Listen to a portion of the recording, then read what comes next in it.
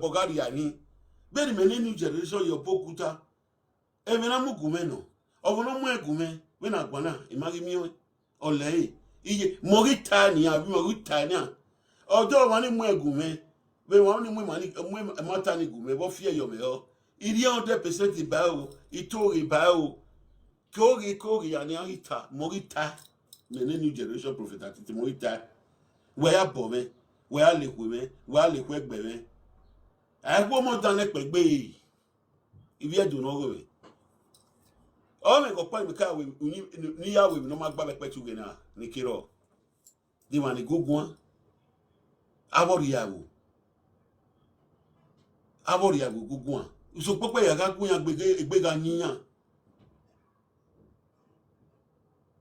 egbega yiyan imi o ti abati wo do ni we na we yan gbe won we asedo we agugu egun no te bi ni ga gugu emegua no ti ga gun egun yi e ya gun yan gun ona we yan gbe won we asedo we kini ri sebe do yan gbe won iwe ko yo ya gun nu te mata emi dan so fa ma gbe won anu doji so fa ma gbe won ya wo kere so era me to ni Kabaka awe mi na wonewu aha wonewu ije me owo kito ni Kabaka iyi vieva wato iyen we iwe mi no sono we oda we sugbuloko oda we si bie so popa eyo wa ra yo maru gbe wa mi ri ono iye me yi vieva oga ina omo no bie ona we gbe mi na wa ko ne pegbe ya oku ene pegbe you bo we ko ye era me to ni Kabaka ke no ri aye domo wa to mi na gbo ama we gbe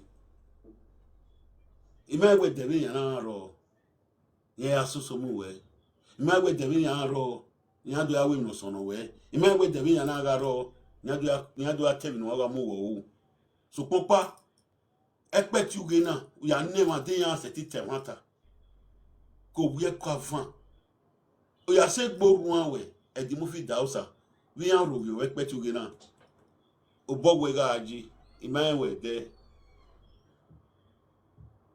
o bogwe ga aji ra me to ni Kabaka iyan wo mu we iyan wo mu egbe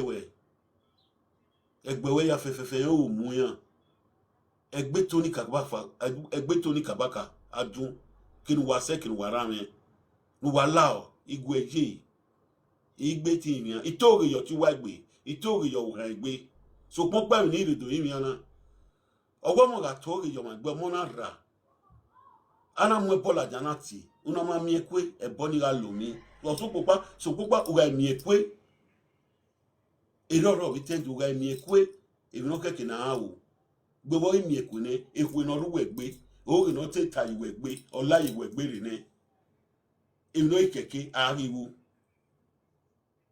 wana bi ne ni won redo e ma ta no e gata me no to ri iwe gbe ra me to ni Kabaka egbe to ni Kabaka ya fe e gbadun mo to ri iwe gbe nu wa la mo we du deji gwe na mo we du deji gwe nu wa la wa ya bo me oga wa bi me wa ko mi ne pegbe ya omo abi aro we gbugbo ani no we bebe ni me bebe omo abi aro we gbugbo ani to ni Kabaka no bebe ni me bebe no wa we mi wa ka wo ri otun ya awo se tita to amuja ke wo gbe to amuja ke wo ta ira me to ni Kabaka no la nu ya we ko ni obo we ko we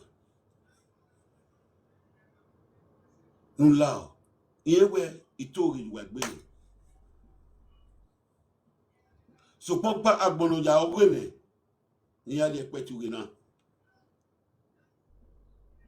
imodu egbo na de so popa wono do ti me tamame first day second day ifone ti ayo wena wana kino di adi ifone gi jo na mu ebola di han ifune gijo na amwe pola dia but we no gijo na nia mo ri to ri na yuwa gbe mene prophet Atiti new generation ina opa usu egbe we to ni Kabaka wa yopia gbe won a ami egbe no mo danje ṣùgbọ́n pa àìkú ọmọ dalẹ̀ pẹ̀ gbé abẹ́mà ló mí ẹ̀rẹ́ pẹ́tùgé náà ló dún ní wọn tòsí nínú búyìn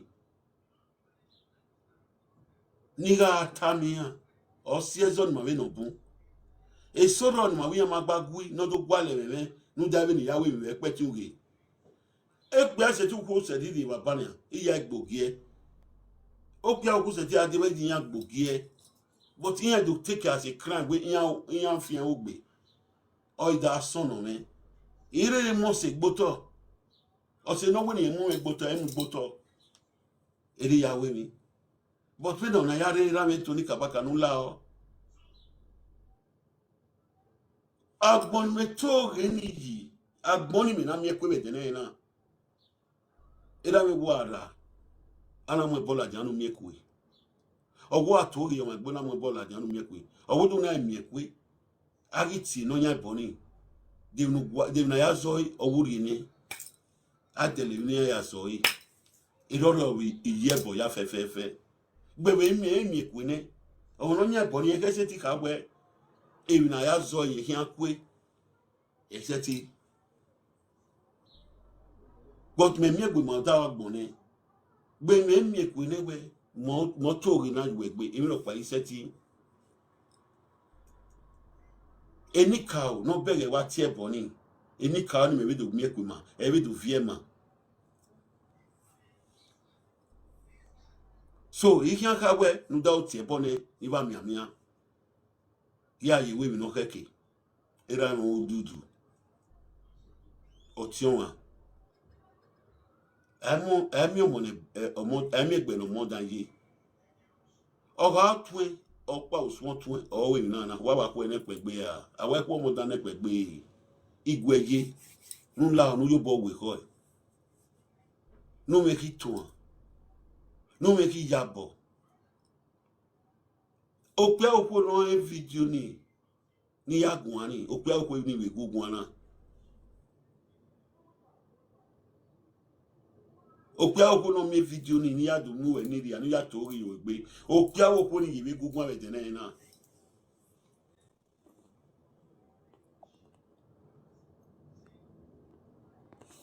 nu lao nu me yabo ami na mi agboya ko mi edopa ujero ozoge no kami ozoge no kami supopa imasin amanyaun ayawese adeti me yewu nya niyan imaye mi ekwe magbon yewu nya ebo ara lomi igbe ma yewu nya ifie magbon ni ifie mazopia ifie mazoko ifie maso ema gwe na wo no wa Wahala e ti lu etin zewu menwa ni hi no wa we bera enira mi ma be ena ye ya ga gun ya ye tin ta ya zagbada unu ta adobo mi wi tori yuwagbe uye ebe na ibo ya nwuna ina ye tin ta na iwe zagbada unu da time abera me bigime Wahala eteni pe eteni ku no we go me no ma mi o gbode na de e ma dan no mo eworia no mo piaria no ga wo kwere ni iya oni adu disgrace iya oni adu yan ki to no gbebi na arigo no wari arigo yan idueri emi wo gan sunu epetuge na imo no finu giegwa ni me kina ewo ni me kere eme gwa ga ata ba mi na jina Iga serious gene owerare. Iga serious gene owijene. We are me na jena. Uwe video ni ya serious gene owerame bijeme ni. Ana time we give me okba. Zero omonu ununa. Tony Kabaka we are mununa. Wuti ya gwogo. Omye gwogo. Iye me kiawe gwale me mi asetu. Ebe rudi eje gwalo me. Imi wari o wai. Data oku me iwe gadroom. Wuna oku iwe yo. Eni mi bi ale kian bi asetu. O wai mi wari no wai wa kie ma me. O we fie wa mujanda we gate. O kian la je we prophet Atiti. Egbo mo gini digwe.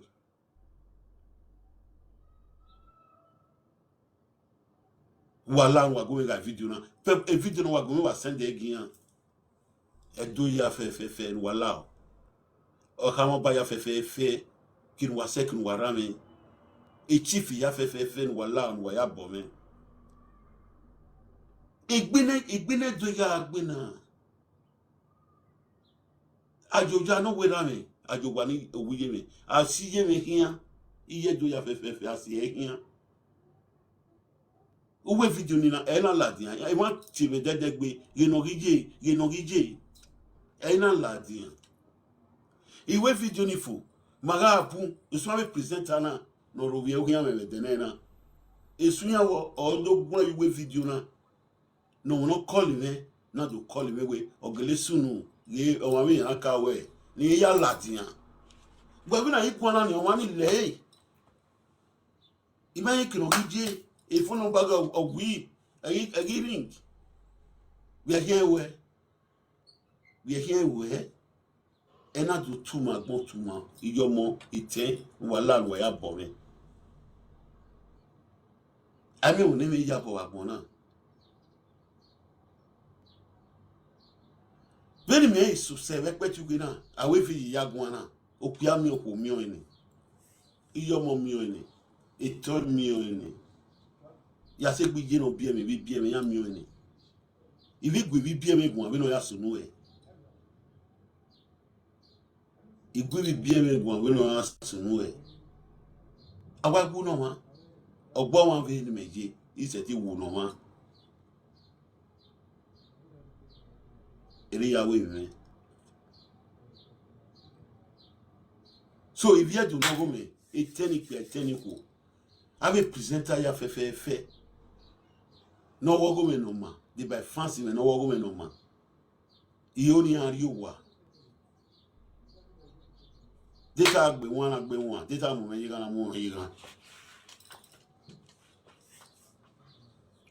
If you to we me an dogoja, ari wo goja.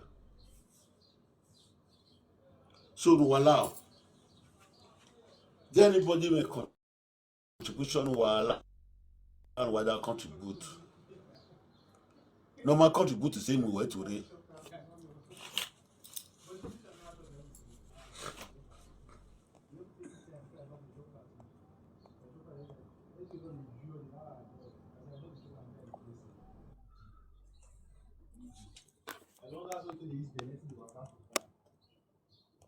Hello.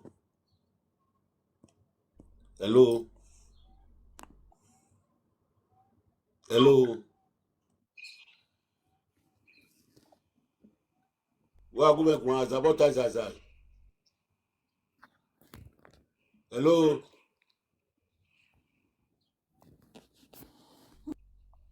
Okay, everybody I'm waiting baba now.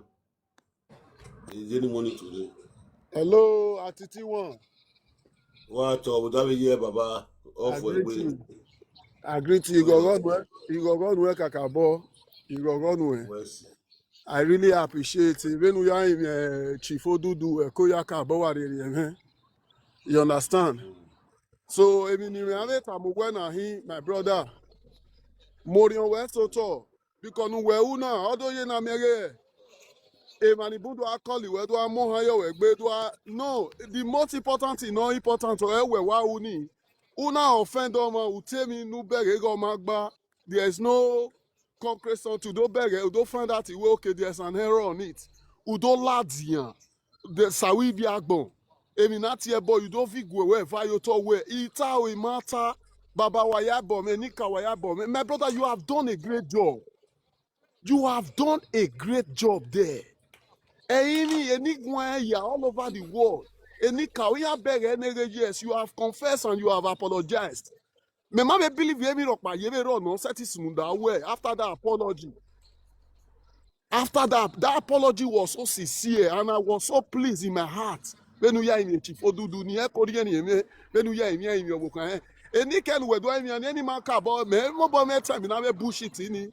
Okay, Paududu ni me wa respect, and I really appreciate you for that. He may you say medium ya deba well. Because chief odudu because I can't even when before no when and I'm very happy to see that today everything is in position like that.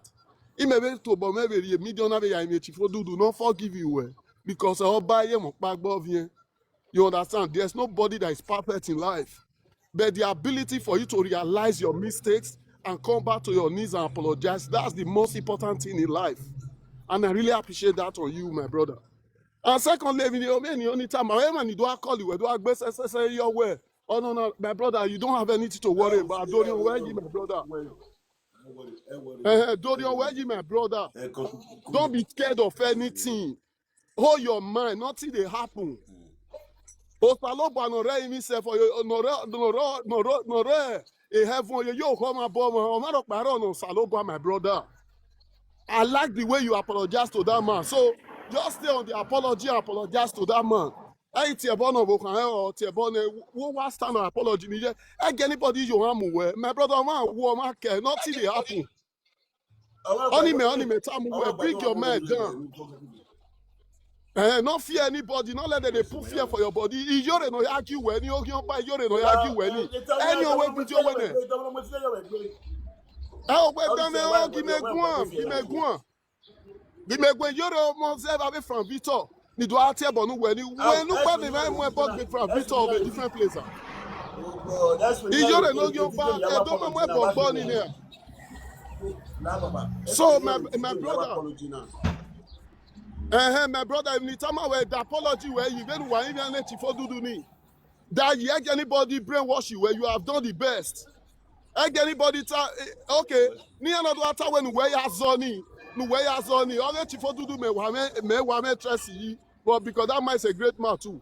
Ni another time when we are zoni get you go or walk Tony Kabaka go. Walk by with video you, walk Tony Kabaka here, walk by with video you. Amigo ma we video yo ne boss o ma na get Tony agbo na amigo bu anu wa sati gbe wa mi ame boss no ma na get Tony ta we na address na amigo ni e boss no ma na get Tony ta we na address ma ni ken ata wo kan ge Canada ni e apology me una oppression na hina ya tell me Tony re wo pa eta e video no we ya ta oppression na honestly boss no say e Kabaka menero ogun eta we na re no be owa megu atu ahu akuwe ke boss no hu oh god imalake gbona imani la matana wa only day matana ya do ebobo wa Tony Kabaka yi Tony imani ya de go ata Tony where ogun no level they know you be you don't fight any war where be no koro pade you don't fight any war don't be men fight war for you where you koro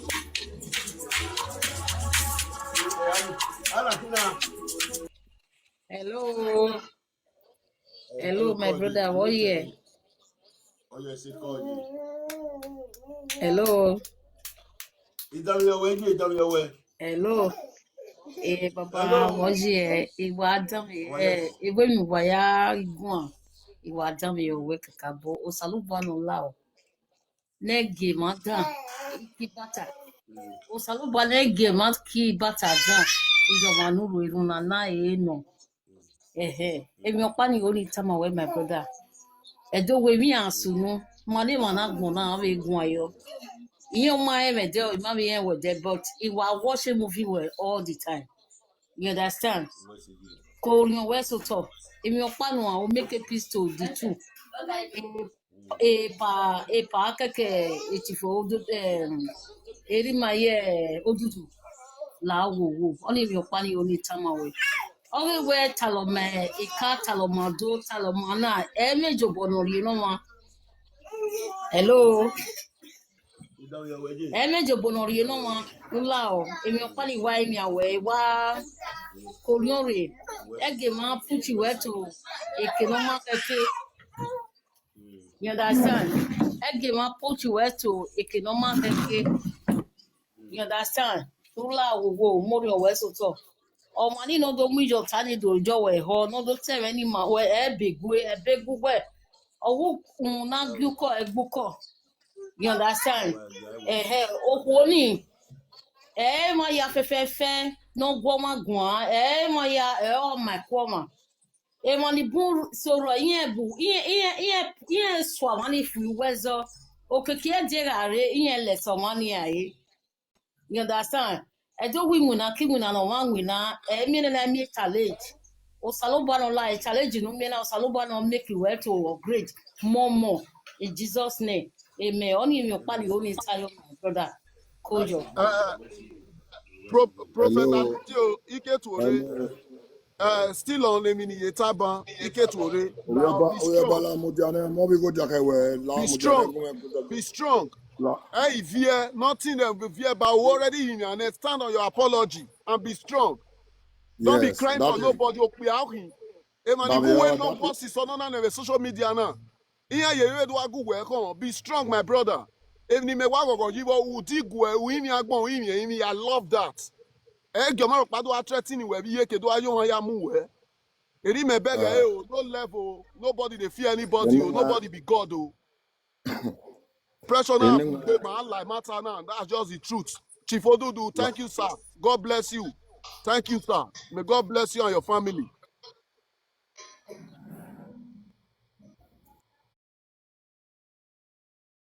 Oya we se kakabo. Prophet Atiti, we ni meje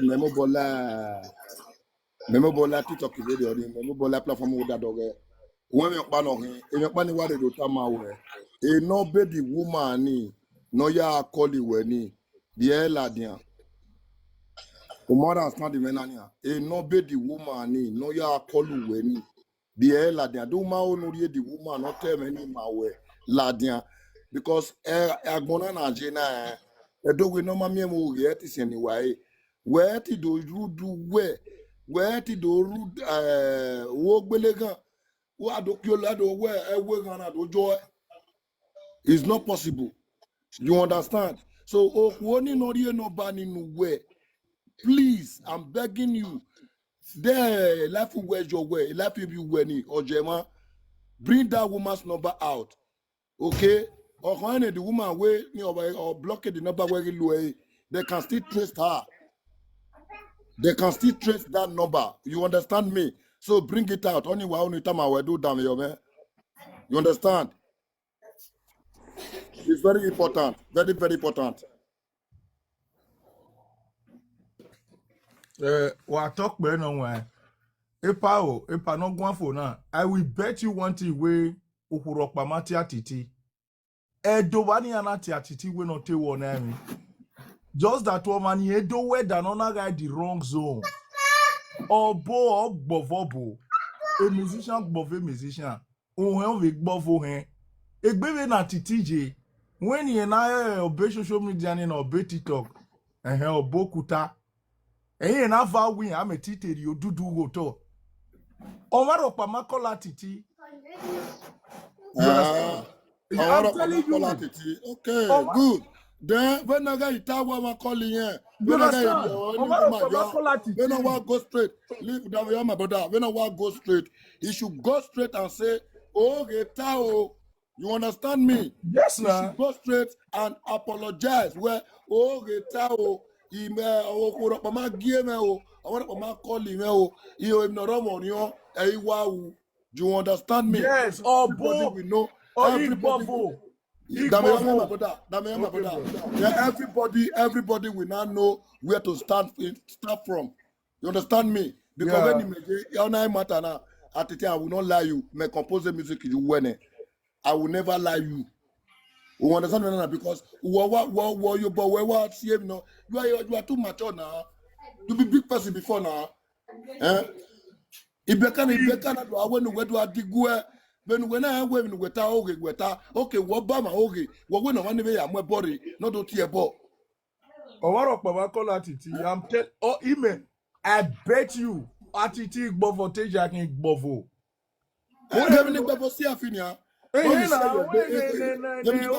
Okay, now what do you expect? Okay, but I guess when now. Oh, Well, do that's now. You know, we a man, in a way, very be a car. You know, we'll do man and a doma.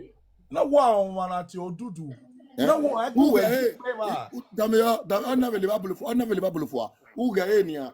Una the picture Jori, una the area Ukuta, una my brother. There are some things you do. No, I go satile. Oh, satile.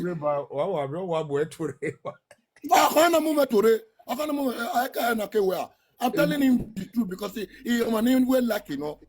Do you understand? Yeah. You have made a mistake. Just come out. I get with mama. I get with the present. Anywhere wa domo waya wa ato wa pe okuro pa ma game on ni jona. Emi no ke comedy. Ite wo.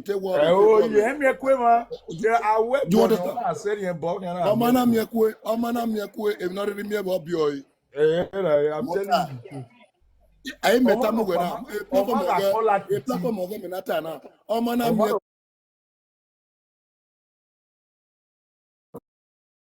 ekwe. Do damn your man. Ni dagbete mi nita. Mo buwe ade na. Obi mas mo buwe ade. Egbiso no bose obuwe ade. My brother, you don't know what anania. Gele tu where gave you ta. Gele tu where then we ya itamema we or matiewe. Or matiewe. What I say? Not Wala ya gwa. Why do you get me ya gwa wala? Boya tiwe. Mami we like it. Oh, imao ni yati we. One side question man. Omatiwe. Good. This number 2. Omanotiwe ni. E no bage wa ati mi de ladian. E no bage. Ya mi e no bage ya de ladian. Now, when you make work one ania. But you no bage jori. Tap a platform you ma. Oh, jo atiti tap ma. Tap it. Only make nobody will work more you man my work one ania. More you man. Ane epage ekenyana epatiti edogwe abiobu kan o marerere. Mutia ne. Epa mabuta awari ege. Yege me lawo. Epa ya temi ogiyewede ona yo botonu voisele. Let me tell you Atiti. Epa Atiti gegwe. I don't believe we one oye na ge woman pa no ga ta the platform mi we denuga awo na mi ona we no dudu ga winyege ogunye ri go ge no wa son ni e wo ma wu a woman na tag a picture ge ona mu ye platform mi wo na ata denuga saga na mi. You understand? I will believe that woman maybe wage is an 100% true because e pa dudu magwa kava wago ya seto a woman ni wieke. A woman igba falaja a platform you igba her. It might do get a point in me. I will believe yes, that is true. But okay, no wetana, ya kama wewe a partiti. Oye no wete no ye na gemi bovo. Oye na mi weso we awe na bring oma down. Ya ye kweri e poinzi we weso do ye fake number ye platform. No. My brother, let's not beat around the bush. My brother, we know what make apology now. I send the video go man. And I will make apology man. Yeah, in a way, yeah, okay. You understand? Nobody should call him. Please. Wala we all need peace. A peace in Magualo. Thank God you have obeyed. Amu, don't pick any call. So just concentrate on what I'm telling you.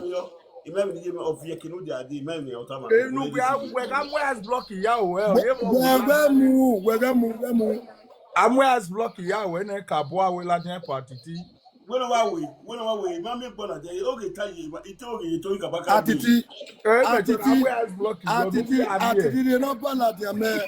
You have to platform me where. I go make one. Ogu rie no be the person name. He must not go on. You not ban at there. Welcome at me in the banway. Well, go at them. I went on here, man. I went on here, man. I went on here, man. I went on here, no bam, I went on here, no bam. We're not banning at there. One at their platform, we were Manapana. Very man, well, because all your power, he will come again, Papa Lola, and work with them. Come on, get up from here, whether come at the Mason. Who bad dare you when all your power? I worry. I don't boo up, I worry. I promise you, when all your come at the platform, when all come at Papa Lola, and work with another good one. Ah, what bed you are. Sakola, what are you? You are crazy. I what bed you are. I will not teach you to go back. I will not teach you to go back. I will not teach you to go back. I will not teach you to go back. I will not teach you to go back. Even if you do happy well, what's war? Even if you do happy well, what's war? Even if you do happy well, what's war? Even if you do happy well, what's war? Even if you do happy well, what's war? Where Kamutiane? You went even to help us. When I've been when Italy, who that come at me? Ah, what better what be doing? Who's so? When my bear, I party not your bonnet, Canada, we don't go yo. Eh, party me don't go now. What see you while I don't web. Eh, me don't go on in a minute, you know. I that come at me. Ah, what better what be doing? What better be doing? Who's so? Then what happy me? Imam Yakwe Mabone. Mon beaucoup ta mieux que ma bonne. Eh ben, il me. Ou va zoa. Et même on la voit. Et Tony Kabaka respecte. Ta comment dire? When we come remain on la de work, we're not the go e gwan. When we go back. That day you come to my platform with to help me. It's a pana on one you are you own. What soon? What when we deal with?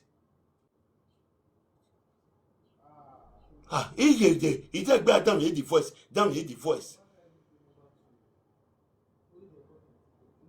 And I know anything. Oh, we ain't my swing no. What swing like me? What swing like eating? Who are you helping me? We don't got come and did me. No let the work, but not the good work. What that name of Tama? Ah, what better what you are? What so well than a wood. I tell you, oh no, one of the social media men Buwadi. Ibuwadi, why you work a better? Nika said to Tony Kabaka would do it. Uga Belleruba, Belleruba, why so well than a wood.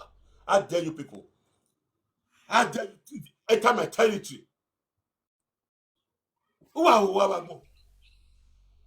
Oh, dear, help me. That command you when you back. When you when you got command the men on your web one. No, the good web one. What that going platform me? What swing like him? What soon? When my beggar party, what I see you like your web one. The video pan who you are here going to war. Ultimate do party one man in the Medina. If when I go out, Mopag, eat me now. He's stopping my money here. Will be one of what? Uruba we video to stop him one. I'm a chief in already. Uruba we video to stop away one of what? Oh, one don't stop him here, Rubiana. Or tell about me and why I'm going one. Tony Kabaka, we and why I'm going one. That's what maybe told you, I be. Would I command you? Ah, Guapera, what you and you are so good. That will have video. You don't know anyway. When I send me out the popularity now. When I send me out with you, I know why I saw do I remember with don't ability. I can't go ever go. Of your women.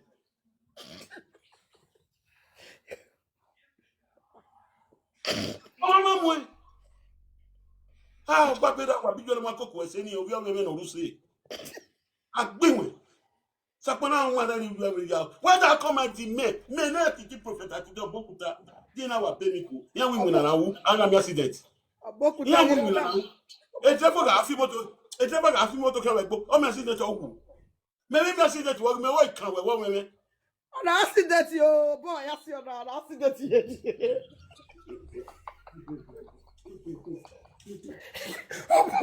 Ami amami so boy, I see baba on accident. Boo boo boo. What? Shut if you don't let it go further. Why you like your team? I want to go to get better. Why you like your team, yo? I dare you. Oh. When I wear my smooth, I wear gallopy. What that go? I've been with them. I've been with Joko. But the egg avec the book, egg book with a body. Egg, what you for? Egg, fire.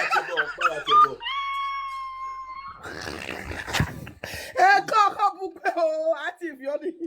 Ya no wata. What if you do? We are no wata. O ma ga to mi di. O ma to your wagbe. O na mi ekwene. O na ma ne ko ebo na gbe. E pa see me ate ko imete call when you drop a guy ni ban. Imete ate ma no because on him ya. E tie yan do mock we be man na. E ate we ba. Iyan do aka we yan vision we be ka 20 we no dig we. Iyan e boy e man no gun ba no gun azu ba iwa make yan bi to me. Ogbe o. Ate Obama no drop in here don't mock you where Etian to sympathize with you or whatever. Me ogio pa nya, me ogio pa.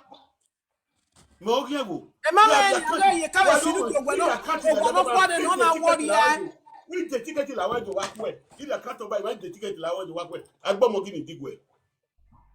Ah gba be da gba bi. We no ga come my dey men no la do we go a. No do go we go. With a boy platform me, o go on gbe la gbeju e. Sapona ohun arejo ohun. O fi o meme, agbe mo no ritali. Wa songu. Abielu wa lori social media na. Wa meme mu. Tin wa gbe me bana no dey gbu aguye mi dan. E mi dan we me wu na ya gbo na ni. Ni are the video ni pe magbon a. The video ni me kalad. Ni me pe magbon na da ma chewe. Nzo mu mo to. Ori egbo ele nu da we ni wu age we kere da de. E video ni no won ori egbo ndo pe magbon. Ido pe magbon o we egbo na no ma ni gbe. We video ya we video ni ido pe video ni magbon. Jai aya bi me ya buwe. Egbo ni me nwa. Sapona nwa re ra video wu. O vi o me no lu se. Awun yen gwa meme gele wa no bi o meme gele no. O me tally. I dare you come to my territory. Ube fi ogun palo ke ogun ewu ne. What the platform man? Who that comment me? Ijo na makoko we sina babi ju eniwa. Me ogun yen ka we ve me te wo ge me ve no o wa bagbon. Ogun me na ti to ge my gbe. You know, o ma to come me. Okay, simili. Ba ya gbo so ge simili wo sunu. You got real video on it TV. Again ya do me mata no ro. Apologize na simili. Awa ya maso. Di se ti on be sunu na ni. Apology. Di se ti on be sunu na ni. Ite tamarita. Unu agboni tai igwe. Give no sunu da ododo etoni kabaka wu. Unu agboni be tai yi na ni. What is your problem? How be do work here? Omaga we mi ona mi eku ebo igbe. Iba oni wa we necessary your boku take. Yen le bo eviye.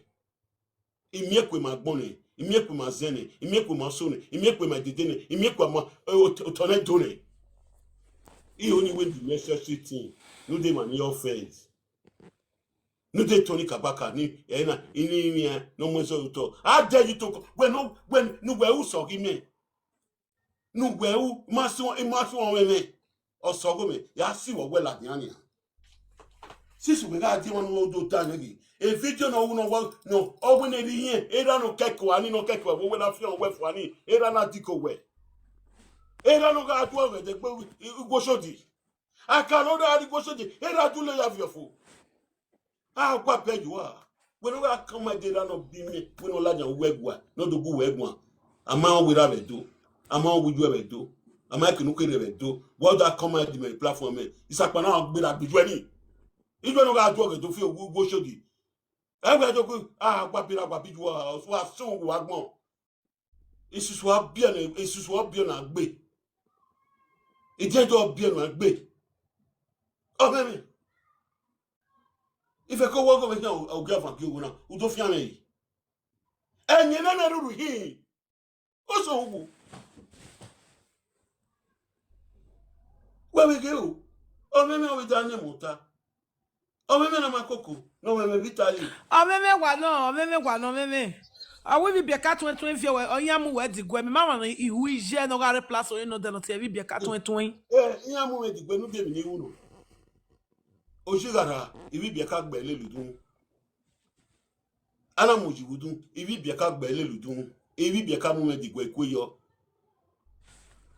ibi bia ka mu we digwe kweyo we avie niya we ya mu digwe a iwa baby kuwe we ya mu we digwe iya je gbe ni bayara mo di je gbe digwe ide gbe digwe wa ti ri tajo sajayere wa ti asabu Nana you know say your mama na ashawo Nana you know say your mama na ashawo na today you know say your mama na ashawo you know say your mama na ashawo before if a boy like you egbe awa bijua you are mad if a boy why you kie wa ni anwe ati wa di boy we social media na also Atiti na oma go egwa just ama no mu e voice the person at ya ya face ni nana ya face because normally oma go egwa me na ba fire una mo no tile at ya na give a problem with some money wala the wa ro ye gbu wa worry ya wa gbe o na today you know say your mama na ashawo wa worry ya na new thing for una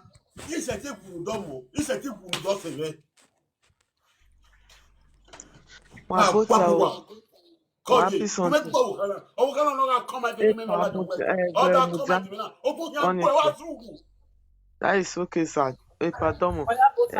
Mama, why happy, sir? Mama, Jenna, you met a woman who was the one. No ga comment ni me ni me. When say, okay, ring when I see and I know we are the same battery make your because if only say no problem. Or say anybody la pardon me. What am I with? Nyawe. Ojo nwa wo hanwa. Agbomodi ni digwe. La baba ho. Kemi ojakoja ni ariri aja nu. Wege lele. Jale kuyan egwewo. Ege ne dede. Omo na du emi rie. Anagati eboyo. Owedun ana omo no mo hokin yen na o. Ogun agbe o. Ti ije morie. O iwa ori morie.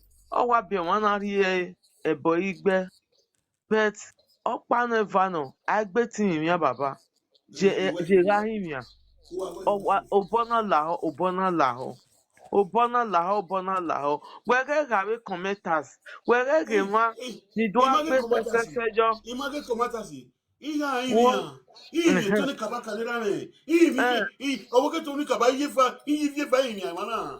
Imi ododo ma. Wa bibi o ba ri. Mareja asefena mareja debawe. Tony Kabaka. Ihe kwere baba. Jale kwe. Egwebo.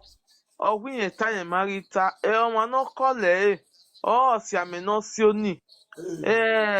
Pare odudu. Oge mwehu gwo rivie. Before odudu ke we mi no una. We oke ibungbe. Egenana bi agu we gwen pa we ma bi won. Nene mi e wo gbe me de tu we nwe hot here we wa ri here ni we wa chai. Ni papa.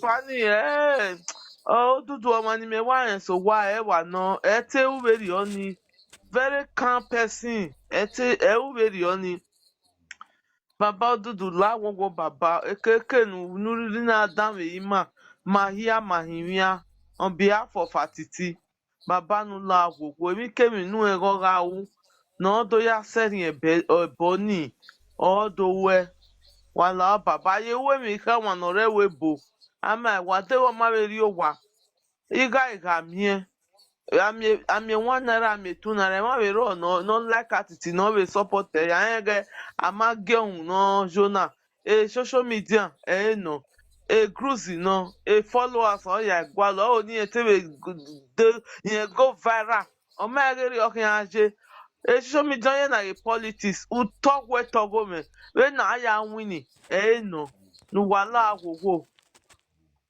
Tony Kabaka ni baba la gogo je kwere epa Hello. odudu je kwere wala baba oge mo ugwo rivie nu waya boy wala gogo wa yo dudu wa And we kwere ni ya Hello, my hepatiti, butter. Hello. hepatitious. Mota, ma. We not say na yoduko la ike la ware. Anybody a yoduko. Wa go tell me no provoke we bring on money down. you get done Hey, le what of le we no challenge. wa le no awo you Who we money to so de talk? gbedoa Eh? gbedoa Because hi that you went to the comment section, let me tell you, Mutane, my sister, that was the comment section who were busting. You understand the banner? Okay, on the comment section. Hey, le lunuya wa, go man you do, or I can provoke you. Go and come with Tore. My way, no, the banner, I'm not Tore. We had the because the money you are done, you have the money sagging working higher. No, you are up, I get a sagging working higher. Because I want to real life video, back to there. I ain't here. Because I saw no sooner there. Hello, my sister. Why here? La wo. Hey, le linya Hello, my para sister. patala, le anybody challenge. Not that insult anybody again, beg. La bume go tuku because it that so video wala. Hello, my Mume sister. otuku. Where's you know where you're going now?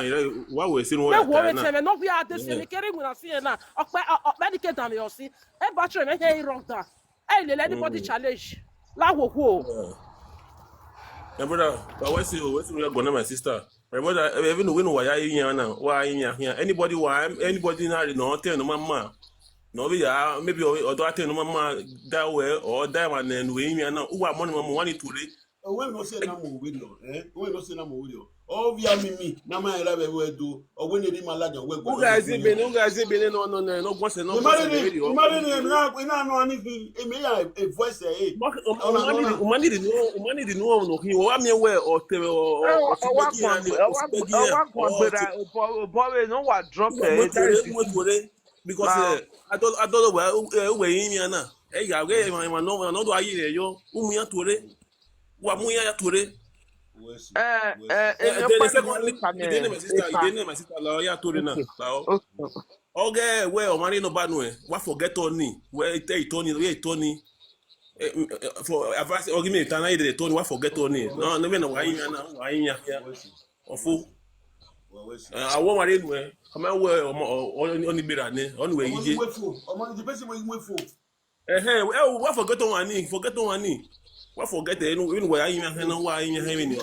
Well, I tell you now, Italian, told you to be Kabaka. It told you go do. If you to your fefe, you no carry your way Atiti, Natita, Unatiti Wanaka, all no one Wanaka. All no one Wanaka. Menotitina will come one more time now. While I have me, Tony Kabaka and Ravi. I have one more than a quick bay. Oh, do I quite a more than a quick bay? Oh, you wagging, or you wagging. Ọmọ wa bie emehi wa wa so afi we a ado ọmọ wa bie mehi ona do mie kwegwe after what ye bono no ka we eyin no wa ju wa be la pu wa ju wa be la we baba e ti ju wa be la we wa la nu doni wa ya le we wa la ave la me bi de wa ya le we wa ya bo me ima we je gbogbo gbala ka wa gba re pe ti we na ave mo no mo ewuri a eto ni Kabaka iya ga pe ti uge una ne soke una ne edimofi ime ga rovi ya viva nudugwe ime rovi abat nudugwe ero mi go me ga rovi nudugwe ijo gba no da tama owe ge gona ogba bati gun ogwa no kwa gun ma be ti ni ogwa no kwa gun ido so agbele yan bu kere da ti ni yan si iye dokian o ma la social media re bi la jan o pa lati yan olayin o pa keke wa la jan ona la social media me ni la social media re ona la social media re wala wa ya bo me ima we gbona je Wala wo waya boy wala ho. But daddy Tony la wo daddy Tony Kabaka la wo. Wala ho. ọmọ náà kọlì wẹ́wẹ́ gèmi ọ̀pá yẹn bàbá ká clarify wàlẹ̀ náà bọ̀ wọ́n ní ụka anọ tari ne ẹ wà á dé fi wé mata wọn bàbá làwòwò. Wala waya boy wala wo yimi amanje agbeti mi wala ho. Wàlá wàyà bàtìtì bìkọ́ tó hàn ẹ́ ti ma àwọ̀ ẹ̀rí ẹ̀ pọ̀pọ̀pọ̀ wàyà bọ̀ wàlá ọ́. wawesi waya wesi wala go we vi wa ge video la go vera Wage go fera, wage sekene fera. Iyan wa gia ware media here. You kindly share the video. You can't Orowa. Yeah, when you can't ye. Can't share the video. Kindly share the video. La wo can't they? Wagume appear like your team. Wagume appear. Press your team. We press your team. Your abemi shower shop. Emanore tubu. Isani ire tubu. Wametozo yo. Ire wo tubu. Wametozo yo. We wo tubu. Wala. Era me video me ten. No wo me no ma. Why give we mu? Why ire yo? Akpo mo tane pegbe. Wala wo wala oro wa ya boy. Part ti we kwe de ri ba no te ade. Ima mi go me ade. Ini te phone wala wa ya bo me. Wa ya bo me ni kisu ari ba wala wo abela me bigi mi wala o. Ite Tony Kabaka ni ra me. Iji fieva. La wo iyen gbe ona o zan te mu ju egbe. O zan ni mo be yunu me kana. Imagi teta Iteta magita. Okay, no. Emanore kana jara. Only that means when you nega ito la dia oni yin boya mu re yo. Oni watani. La ya ti we gide gire si ko na ne. Ya ti we ide la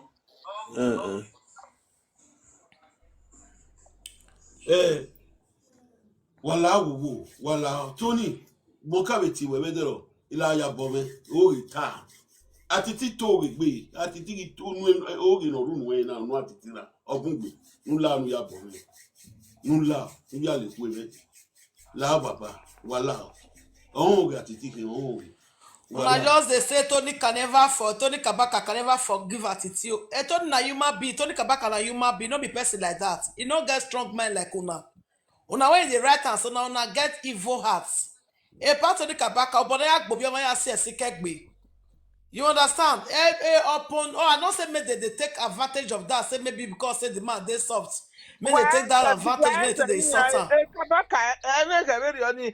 It not be like that. Una no know. Now una they turn out to monster. No, they turn out to monster. See what's happen between and Eranomigo. Eranomigo get problem with Gogo. Now he go settle. Now he settle them for them. Now they say Tony Kabaka can never do this.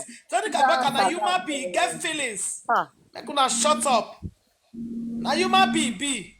Like una not turn out to devil. Not be devil. Na human being be. Why soon go back more? Una me go we wanna apologize Kabaka wa here. But when I no our we gbe we jack e wan Kabaka na mo hu. But we una apologize na we ekene part na wa wrong. When wa call e be there yo. E pala de gbe o ha. When e ya gume guano e mai e mata ni wa fian la ni. E ba na get it wrong. Oh, how many are dog na Tony can never forgive you. Tony can never forgive you. E Tony Kabaka is sumano. Wa te bole gbo wa message you wa e ba bola wa gbe wa te bole gbo wa. Message you wa e wa ro be gbo wa e ba ni. E bone pa o tutu ti e wa kian gbe because wa sie pa Atiti fi no je na. Wa hin place on the pa Atiti. Wa do sie wala sie fi e problem na wa gbe o wa sie fi na wa lawo wa. Wa mai latian na wa wori ya ba gbon. When we are a place on the veteran with of one, what my Latian wa Abosoma Fiati. Oh, Miana wag yellow get Bugwa Bagmo. What so we are Fianogena? When Jessie took Bugwa, who are warrior. Yo, money, Emaneko, money raw. While I go, Papa, why I boy while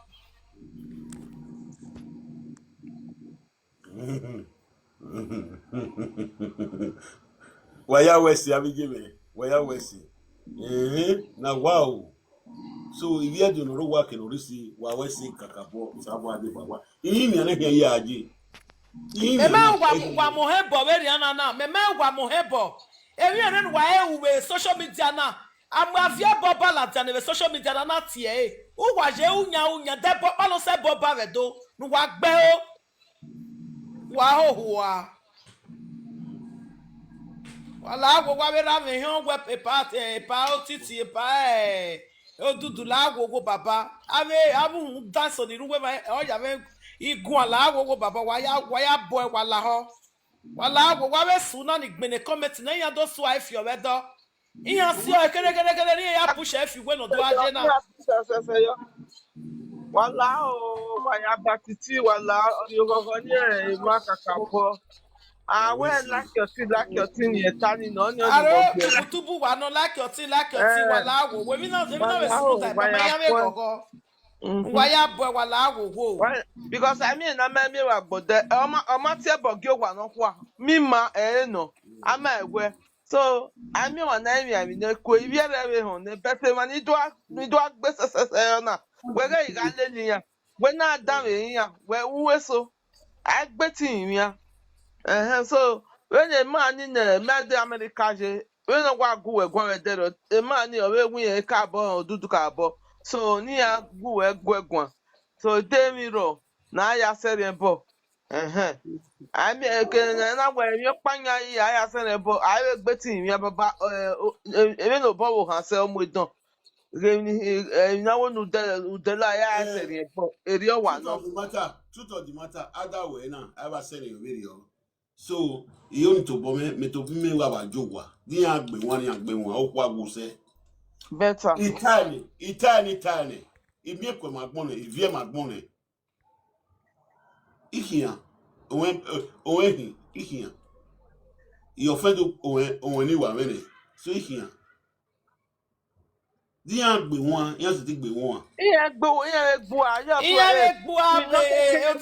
titi ba titi yan be gbo ununu ya ta omuno obajo won pa gbo fien you understand when the time we now obajo won pa gbo fien no ko we iya won ni be no nu iya ti mi we no ba ti yan ge mo la the social media call the person if ni yan we ni no be the person yan must to me we yeah, okay. Problem is wrong. You need to be the person. Don't want to call you well. Oh no, I'm going to call you. Understand? No panic issue. Where the near? Yeah, call the person. Yeah, call the person. Where even na because when in your time when na what time the social media, but I have money time. You understand? Ni agele confirm we matter gele we gele tana matter no. We Google it about it now. We gele soya. On your back, no, near here. When you gwa, I want to take a law to his hand. Wala, what with that? Why are wala? I want to matter wala waya bobe wala. Unu mena, ikodo Kabaka. Who be fight yan? Who be fight yan? Gunu we talk pala wo nu we do asan mama understand the care omoro pamata wo to bo wa e ba titi e recording okay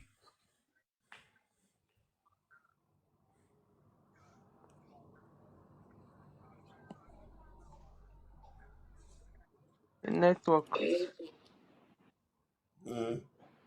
yeah aye go poison I do tala nyana I do me ekwe manya